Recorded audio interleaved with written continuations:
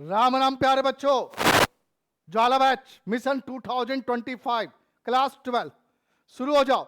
आज जो सीरीज चल रहा है कैश फ्लो का, आज लास्ट सीरीज है। लास्ट, चूंकि ऑलरेडी हमने कहानी पहले खत्म कर दी आपके साथ। ऑपरेटिंग, इन्वेस्टिंग, फाइनेंसिंग सारा खत्म हो गया। अब बारी है उसको सजाने की, किसको? एक कैश फ्लो स्टेटमेंट बनाने की। आप अलग अलग बात कर लिए, अब पूरी फैमिली की बात है यार। तो आओ बिना समय गंवाए कैश फ्लो स्टेटमेंट की फॉर्मेट पे चलो। सब फॉर्मेट पड़ा हुआ है बेटा। पहला, नेट कैश फ्लो, ये ऑपरेटिंग एक्टिविटी नहीं होगा। यहां पे आपका cash flow, cash flow from, क्या कैश फ्लो स्टेटमेंट लिखा जाएगा कायदे से। पहला number, cash flow from operating activities, heading आ गया। ये ऑपरेटिंग एक्टिविटी में सब कुछ बताया हुआ है। आप non cash items related and expenses, non cash item related and expenses, आप इसको पढ़ भी सकते हो बेटा, समझ भी सकते हो। नॉन ऑपरेटिंग एक्सपेंसेस भी लिख सकते हो, नॉन ऑपरेटिंग इनकम भी लिख सकते हो। क्लियर है? तो ये सारा बताया हुआ है। Operating profit before change in working capital second में लेक्चर में बताया हुआ है बेटा जी, सेकंड या थर्ड में। तो तुम्हारा कैश जनरेटेड फ्रॉम ऑपरेशन और cash flow used from operating activity आ जाएगा लेक्चर 4 में।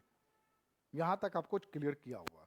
इन्वेस्टिंग लेक्चर 5 में इन्वेस्टिंग एक्टिविटी बता चुके बेटा, इन्वेस्टिंग एक्टिविटी का रिजल्ट आ गया बाहर में। फाइनेंसिंग आपके छठा लेक्चर में फाइनेंसिंग एक्टिविटी के बारे में बताया गया है। ये तीनों एक्टिविटी की रिजल्ट को एक साथ कलेक्ट कर लो, ऑपरेटिंग, इन्वेस्टिंग, फाइनेंसिंग। पॉजिटिव हो या निगेटिव हो, पॉजिटिव हो तो लिखना नेट इंक्रीज, निगेटिव हो तो net decrease in cash and cash equivalent, in cash and cash equivalent. मतलब जब तक तुम्हारा तीनों एक्टिविटी क्लियर नहीं होगा तब तक तुम नहीं बना पाओगे कैश फ्लो स्टेटमेंट। ठीक है? तीनों का जब रिजल्ट फाइनली आएगा तो उसमें अपने क्वेश्चंस में जो बैलेंस शीट में करंट असेट्स के हेड में कैश एंड कैश इक्विवेलेंट एक आइटम होगा, उसकी ओपनिंग वैल्यू को ऐड कर देना। क्या करना? ऐड करना cash and cash equivalent eight the opening. जो रिजल्ट आएगा ऐड करने के बाद वो क्लोजिंग वैल्यू के बराबर होगा। किसके बराबर होगा? Closing value, cash and cash equivalent के क्लोजिंग वैल्यू के बराबर होगा बच्चों। आइए एक लॉन्ग क्वेश्चन लेके चलें जो ऑलरेडी तुम्हारा लेक्चर थर्ड या फोर्थ में डिक्टेट किया हुआ बेटा, ध्यान देना। ये तुम्हारा क्वेश्चन है बैलेंस शीट के फॉर्मेट में। शेयर कैपिटल पहचान लिए होगे, पढ़ लिए होगे अगर पिछला वीडियो तो। ये तुम्हारा फॉर्मेट है। यहां पर 1 2 3 शेड्यूल है बेटा। 1 2 3 शेड्यूल का यहां पर दिया हुआ है 1 2 3 जो डाटा है आपको इसमें हम अदर में दिया हुआ है।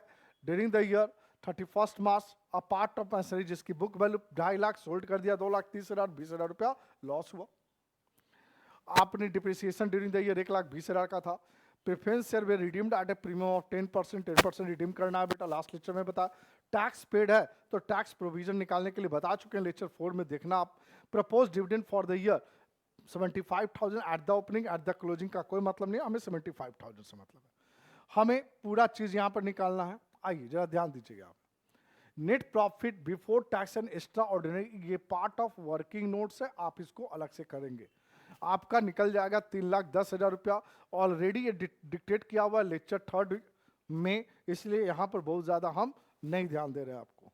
ठीक? जब ये आ गया cash flow from operating activity, अब कैश फ्लो स्टेटमेंट आप बना रहे हो cash operating activity. Net profit before tax and extra ordinary item में ऐड कर देना नॉन कैश आइटम या non operating expenses, non operating expenses. ये सारा लेक्चर 4 में डाला हुआ है बेटा, लेक्चर 3 या 4। और ऑपरेटिंग इनकम्स को माइनस कर दिया, operating profit before change in working capital आ गया। ये लेक्चर 3 का था। देन आफ्टर इसी का हमने आगे पढ़ा लेक्चर 4 में, हमें चाहिए था cash flow from operating activity. इसी एग्जांपल को डिस्कशन किया गया है और cash flow from operating activity निकल गया तुम्हारा। इन्वेस्टिंग आपके बाद के लेक्चर में है पढ़ाया हुआ है। तो इस क्वेश्चन में भी जब इन्वेस्टिंग एक्टिविटी आप बनाओगे तो तुम्हारा प्लांट एंड मशीनरी का परचेज वैल्यू आएगा 8,35,000, जबकि प्लांट एंड मशीनरी का सेल दिया हुआ है बेटा, और इंटरेस्ट रिसीव्ड ऑन इन्वेस्टमेंट दिया हुआ है 50,000। तो इनका रिजल्ट माइनस में आया, इसलिए हमने क्या यहां पर टर्म यूज किया? Net cash used from investing activity. मतलब ऑपरेटिंग एक्टिविटी का आ गया पॉजिटिव, इन्वेस्टिंग एक्टिविटी का रिजल्ट निगेटिव आ गया बच्चों। अब इसी तरह इसी फॉर्मेट में फाइनेंसिंग एक्टिविटी का भी लेना, issue of equity share, premium और redemption of preference share, interest paid on debentures, propose dividend at the opening. इनका रिजल्ट भी पॉजिटिव आया तो हमने क्या लिखा, net cash flow from in financing activity. ये तीनों एक्टिविटी के रिजल्ट को ले लो आप, क्या क्या, 5,15,000 माइनस 5,55,000 माइनस प्लस 1,35,000। आपकी पॉजिटिव रिजल्ट आ रही है 45,000, तो क्या लिख दोगे, net increase in cash and cash equivalent first plus second plus third. अब इसमें जो तुम्हारे पास क्वेश्चन दिया गया है, वहां से क्वेश्चन से जो कैश एंड कैश इक्विवेलेंट है बेटा, उसकी ओपनिंग ऐड कर देना, क्लोजिंग के बराबर आएगा। आ गया मतलब आपकी मेहनत बेटा सफल हो गई, क्योंकि डबल एंट्री सिस्टम के अकॉर्डिंगली काम कर रहे हैं हम लोग।